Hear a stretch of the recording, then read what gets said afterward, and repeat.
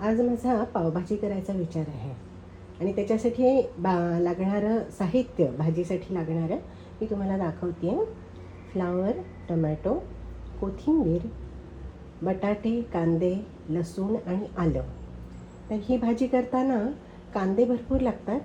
कांद्याची पेस्ट करून घ्यायची मिक्सरमधून आणि टमॅटोसुद्धा गरम पाण्यात उकळायचे आणि मग मिक्सरमधून ते त्याचा असा छानसा दाटसर ज्यूस करून तो वापरायचा असतो.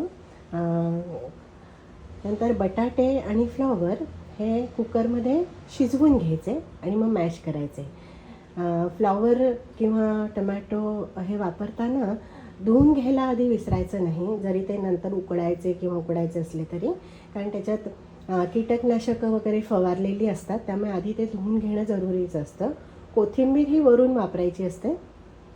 आलं लसूणची पण पेस्ट करायची. याच्यात हिरवी ढोबळी मिरची पण वापरतात, ती आत्ता माझ्याकडे नाही आहे, पण ती पण चांगली लागते, त्याचा पण स्वाद चांगला लागतो. हिरवी ढोबळी मिरची अशीच बारीक चिरायची, पण ती मात्र काही उकडायची वगैरे काही नाही. तर ती तयार करताना कांद्याच्या पेस्ट मध्ये थोडीशी अशी परतून घ्यायची, त्याचे तुकडे.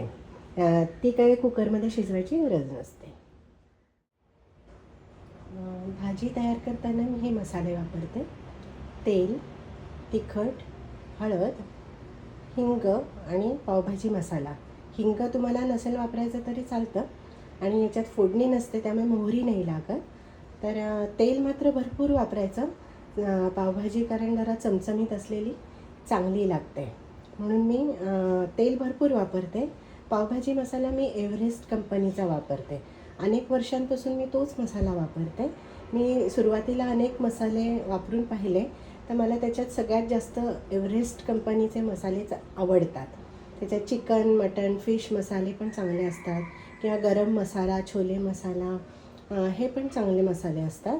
आणि हा पावभाजी मसाला एव्हरेस्ट कंपनीचाच आहे आणि मी नेहमी अनेक वर्षांपासून मी तोच मसाला वापरते. आता शेवटी सगळ्यात महत्त्वाचं म्हणजे पावभाजीसाठी पाव हा अतिशय जरुरीचा असतो. तसे पावभाजीतली भाजी ही पोळीबरोबर, रोटीबरोबर खाल्ली तरी काही हरकत नसते, पण ती पावाबरोबर खाल्ली तर जास्त चांगली लागते. तर हे जे पाव आहेत ते सॉफ्ट असायला पाहिजे आणि गोड नाही पाहिजेत, सॉल्टी पाहिजेत. इथे जे बन्स किंवा पाव मिळतात ते थोडेसे गोडसर असतात, पण हे मला मुंबई पाव म्हणून मिळाले, तर ते चांगले आहेत. पावभाजीसाठी ते मला चांगले वाटतात. तर हे पाव काय करायचे, मधून थोडेसे कापायचे, त्याच्यावर बटर पसरायचं आणि तव्यावर किंचित भाजून घ्यायचे ते, थोडेसेच, जास्त नाही. आणि हे चीज मी वापरते ते पावभाजीवर किसून वापरायचं. चीज पावभाजी मुलांना फार आवडते. चीज नसेल वापरायचं तरी हरकत नाही, पण मी वापरते, माझ्याकडे असेल जेव्हा चीज तेव्हा मी जरूर वापरते. तर हे पावभाजीचे पाव फार महत्त्वाचे असतात. ते जर चांगले नाही मिळाले तर मग सगळी मजा निघून जाते भाजीची. तर ते सॉफ्ट असायला पाहिजे चांगले. पुण्याला आमच्या घराच्या शेजारी एक बेकरी आहे आणि तिथे पावभाजीचे पाव म्हणून स्पेशल असे मिळतात, रोजच्या रोज ताजे असे. तर मी नेहमी तिथनं आणायची तिथे असताना. तर इथे असताना मी हे मुंबई पाव वापरणार आहे आता. चला, भाजीची तयारी तर पूर्ण झाली. कांदा, आलं आणि लसूण याची पेस्ट तयार करून घेतली, ती मी एकत्रच केली. तुम्हाला हवं असेल तर आलं लसूण पेस्ट वेगळी करा, कांद्याची पेस्ट वेगळी करा. मी एकत्र केली. टोमॅटोचा रस काढून घेतला, नंतर बटाटे उकडून घेतले, सोलून घेतले आणि हे फ्लावरची जी फुलं आहेत ती थोडीशी कुकरमध्ये शिजवून घेतली. आता हे लक्षात ठेवायचं की शिजवताना ते किती शिजवायचं हे फार महत्त्वाचं असतं. जर तुम्ही खूप जास्त शिजवलात बटाटे, फ्लावर, तर मेणासारखं होईल ते आणि मग त्या भाजीची चवच लागणार नाही, तुम्ही कितीही मसाले घाला.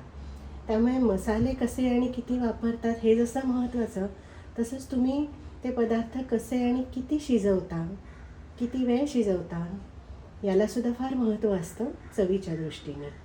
तर आता मी भाजी तयार करायला सुरुवात करणार आहे.